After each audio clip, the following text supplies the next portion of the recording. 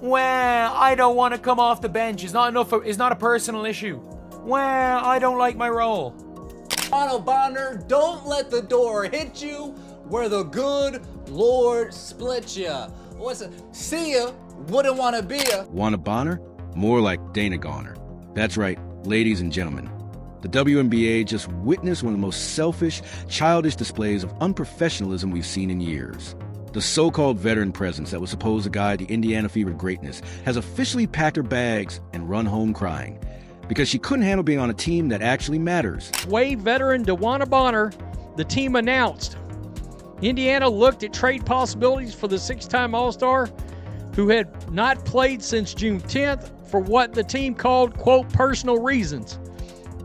Well, the personal reasons were, from what I could tell, playing time is what I knew. This is the story of a player who thought she was walking into a comfortable retirement home where she could collect easy paychecks while basking in the glow of someone else's spotlight, only to discover that basketball, real basketball, requires you to actually fight for your position. DeWanna Bonner out with the old. Aaron McDonald, welcome back in with the new breaking. The Fever are waiving DeWanna Bonner, league sources told the Indy Star, then re-signing Aaron McDonald. Bonner requested a trade after feeling she couldn't find a role on the team after getting benched, along with a bevy of other reasons as we covered yesterday. But Indiana could not find a suitable trade option. When Dana Bonner signed with the Indiana Fever in February, she thought she was joining a nice, quiet franchise where she could slide into a starting role and coast through another season. What she found instead was a team transformed by Caitlin Clark into the most watched, most scrutinized, and most competitive environment in the W. DeWanna Bonner signs a free agent contract with the Indiana Fever. And after a handful of games, wants a Fever exit, apparently. And that is a strange situation, right? Because she was embraced. She had her achievement at the beginning of the season, moving up the scoring ranks. They were referring to her as Mama Bear in training camp. And now all of a sudden that has fallen apart. She was out of the starting lineup, hadn't really produced that much, particularly on the offensive end. And this, looks poor on the franchise when it comes to the free agent moves in retrospect, the team that they put together in the offseason. I don't think it reflects well on DeWanna Bonner, whose absence was for quote-unquote personal reasons, but now it seems like she was just upset with the team and the situation overall, and it adds more drama to what has been a drama-filled season for Caitlin Clark and the Indiana. The writing was on the wall from day one, but Bonner was too blinded by her own ego to read it. She started the first 3 games of the season, averaging a whopping 2.6 points while shooting an embarrassing 2 of 12 from the field. 2 out of 12. That's not veteran leadership. That's veteran regression. Her minutes had significantly dropped from last year. Well, in turn, if her minutes drop, a lot of her production numbers that she can see and the rest of the league can see also dropped with it. Look, she's just like Natasha Howard. She looks old on the court. All right, I'm not trying to be this is not ageism. She looks like an older athlete. All right, she looks slower on the court, and the team has been lacking energy. It's been a serious problem. Seriously, long overdue. Let her go to the place where she feels she would be the best. So what did Coach Stephanie White do? She made the obvious decision any competent coach would make. She benched Bonner in favor of Lexi Hall, a player who actually wanted to contribute to winning basketball. She couldn't fit with the rotations of the team. She's upset that Lexi Hall took her spot. That's the truth. Little blonde girl from next door took her spot. That's what it was. Well, Lexi Hall is a good basketball player. I think she earned that spot, in my opinion, and she's shooting very well from the 3. She's an excellent 3-point shooter this season. She's a sniper this season, and she hustles. She gets rebounds. She gets steals. She puts her heart out every single game. If you're enjoying, please subscribe. And how did our veteran leader respond to this completely reasonable coaching decision? Like a spoiled child who just had her favorite toy taken away.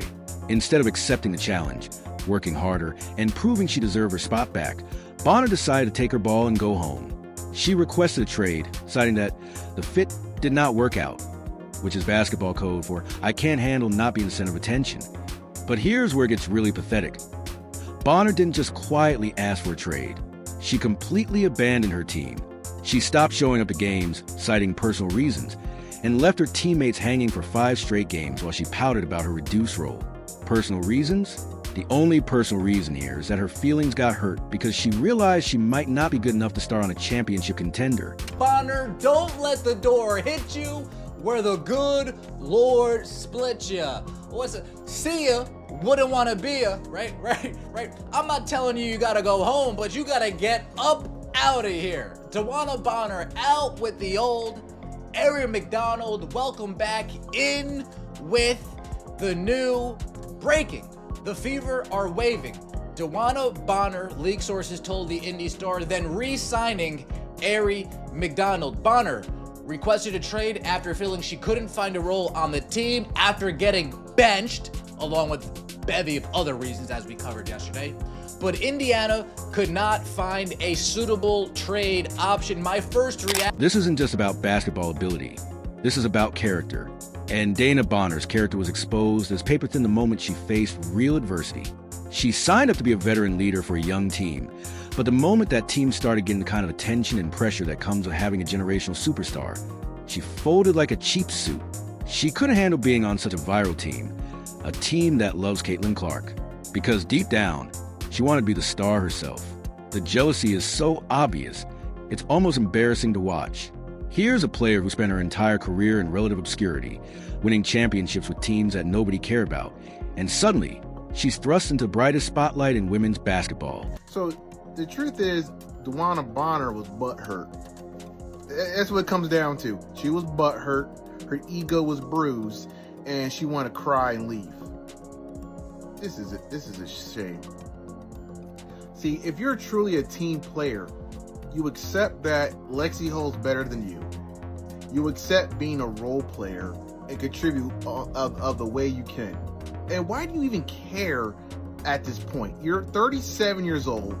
You're making a lot of money for a WNBA player. Why not just ride it out? I don't understand that. You know what it was? She missed her boo thing in Phoenix, and she just want to wiggle her way out so she can go to Phoenix. That's all it was. Instead of embracing the opportunity to be part of something special, she resented it. She resented that 17,274 fans weren't there to see her. They were there to see Caitlin Clark. She resented that every game was sold out, not because of her veteran presence, but because of a 22-year-old rookie who had already accomplished more for women's basketball than Bonner ever will. But let's talk about the real villain in this story, the pressure from the so-called old guard of the WNBA. This is a league where veteran players have been coasting for years, comfortable in their mediocrity, content with playing in half-empty arenas for audiences that consisted mainly of family members and die-hard fans. Then along comes Caitlin Clark, filling every arena, breaking television records, and suddenly everyone wants to know what the WNBA is all about. Instead of embracing this incredible opportunity, these bitter veterans saw it as a threat to their comfortable little world. Get here. Long story short, DB thought her role was going to be one thing. She came in playing terrible, got benched, and was upset about it. Long story short, Shorty got her record and dipped. That's low-key crazy, y'all. Shorty dipped from the team for personal reasons for 5-6 games and then said she has no intentions on coming back. Because you sucked this year?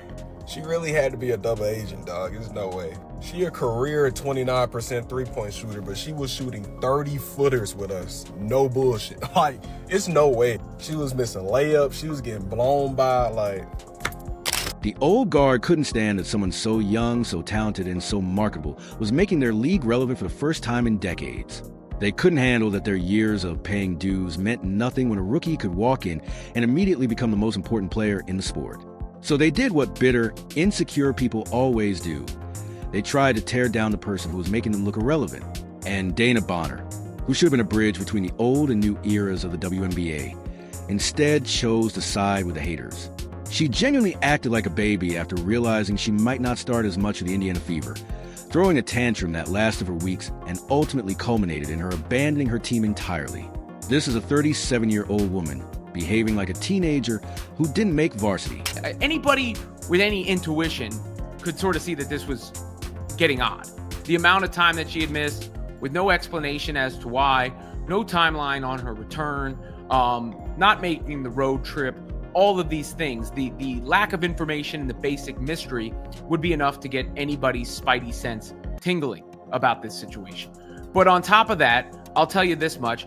I heard that it was more basketball related than anything else over the weekend. Now let's examine where our disgraced former Fever player is trying to force her way to, because the destinations tell you everything you need to know about her character. She's reportedly trying to force a move to the Phoenix Mercury, the team where she spent the first decade of her career, basically running back to her comfort zone, where she can hide from the pressure of actually matching. She could potentially be going to the Atlanta Dream, who is Brittany Griner, who famously doesn't like Caitlin Clark. And yes, we all saw that viral moment where Griner allegedly used a slur on Clark after fouling out. These are the kind of players Bonner wants to surround herself with. Players who have made it clear they resent everything Caitlin Clark represents. She's literally choosing to align herself with the most toxic elements of the WNBA, rather than being part of something positive and transformative. And there's been so much speculation around her absence, but the whole thing was just kind of bizarre, and a lot of Fever fans were speculating that we're not going to see her back. And just today, it was announced that she has no intentions on returning to the Indiana Fever, and her preferred destinations are either Atlanta or the Phoenix Mercury. It's also been reported that the main reason that she wanted to leave is because things felt off from the beginning, and she thought that she would be a starter. But if you guys remember, DB was starting in the beginning of the season, and she honestly just wasn't playing her best, so Lexi Hall moved into that starting position. And then she has the audacity to release a statement thanking the Indiana Fever, as if she's some gracious professional who's handling the situation with class. Who does she think she is? This is like someone who burns down your house and then thanks you for the matches. You don't get to abandon your team, leave your teammates hanging, and then act like you're taking the high road. But here's the beautiful irony in all of this. The Fever are actually better off without her. One less toxic player who clearly couldn't handle the pressure of being on a team that actually matters. They replace her with someone who genuinely wants to be there, someone who appreciates the opportunity, and someone who will actually fight for the team rather than against it. Bonner knew damn well she didn't want to come to Indiana. She knew she didn't want to be there. She knew she didn't want to be there. I think the fix was in. The Phoenix Mercury didn't have the bread to pay her. She said, I'm going to get the bag elsewhere, and then I'm going to force my way out to where within the first half of the season before All-Star, Alyssa Thomas, I'm going to be on your team. I think the fix has been in. I think the Phoenix Mercury knew this was going to happen. I think they knew this was going to happen. I think she played bad on purpose. She plummeted her stock to the point where it's not like we could trade her. It's official. It is official, y'all. Enter Ari McDonald, the player who's everything Dana Bonner isn't. When McDonald got her shot with the Fever on a hardship contract earlier this season, she didn't waste a single second feeling sorry for herself or complaining about her role. She averaged 11 points, 3 assists, and 2 steals in just 3 games, immediately becoming a fan favorite with her hustle, defense, and infectious energy. She played like someone who was grateful for the opportunity, not entitled to it. McDonald's story is the perfect contrast to Bonner's pathetic exit. Here's a player who was cut during training camp by the LA Sparks, left without a team, and could have easily given up. Instead, fans saw a player who actually wanted to be part of what the Fever were building, rather than someone who was just collecting a paycheck. McDonald's high motor style and gritty defense struck a chord with a fan base that had been begging for players who would actually fight alongside their superstar, rather than resent her success. Ari McDonald back, that's good business.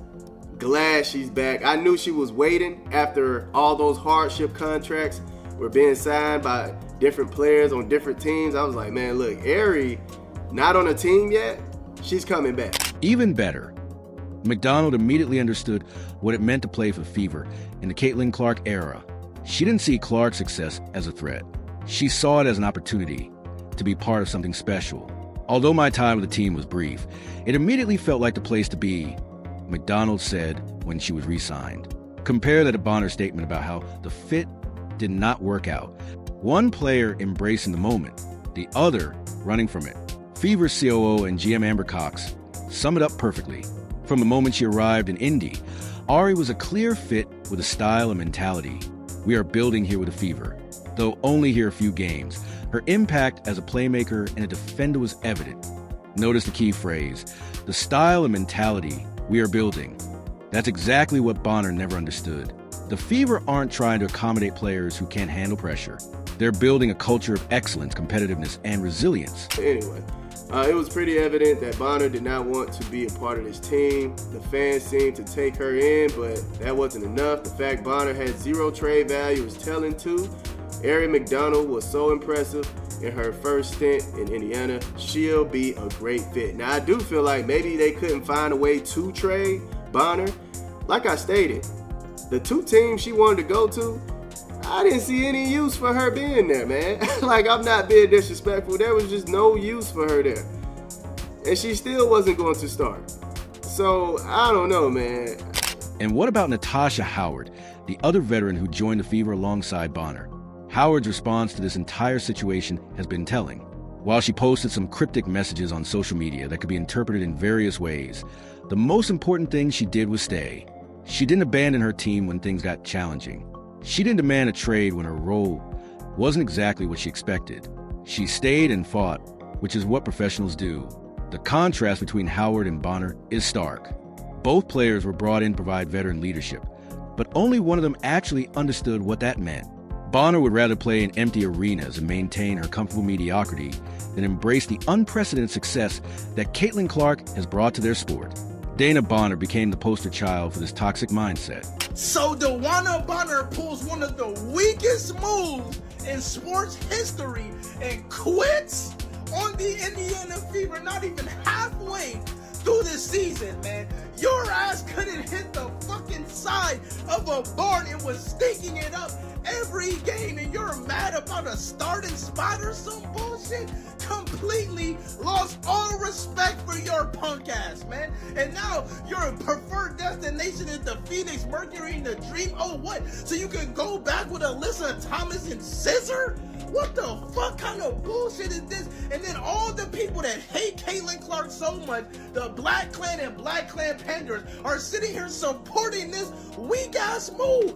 Y'all call yourselves real so much and all this bullshit, and you're defending a player quitting. The WNBA has spent decades struggling for relevance, fighting for television coverage, begging for fan engagement. Then along comes a player who single-handedly solves all of those problems. And instead of celebrating, certain players decide to tear her down. It's professional jealousy at its most pathetic. And Bonner fell right into that trap. But here's what makes this story even more frustrating. Bonner had every opportunity to be part of something historic. She could have been the veteran who helped guide a young superstar to a championship. The Fever's quick move to replace Bonner with McDonald sends a clear message to the rest of the league. If you can't handle the pressure of being part of greatness, there are plenty of players who can. If you're not willing to fight for your spot, there are players who will appreciate the opportunity. If you're going to prioritize your feelings over team success, there's the door.